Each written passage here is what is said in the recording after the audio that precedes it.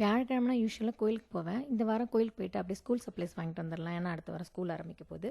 அப்படியே ஒரு 1, 2 item Indian கிராசரியில் வாங்க வேண்டியது. அதையும் வாங்கிட்டு வந்துடலாம்னு நினச்சேன். இவனுங்க வேறு கண்டிப்பாக ப்ரூஸ்டர் போய் ஆகணும்னு சொல்லிட்டு இருந்தானுங்க.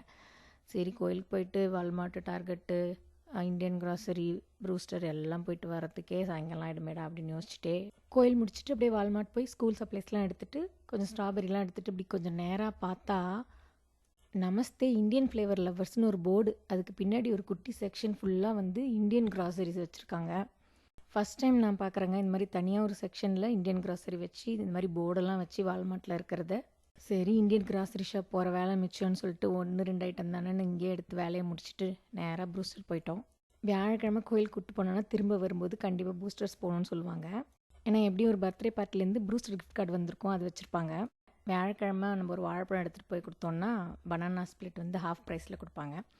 கோவில் பிரசாதமாக இப்படி வாழைப்பழம் இருக்கும், அதை கொடுத்துட்டு ஒரு பனானா ஸ்ப்ளிட் வாங்கி திருப்தியாக சாப்பிட்டு வருவாங்க.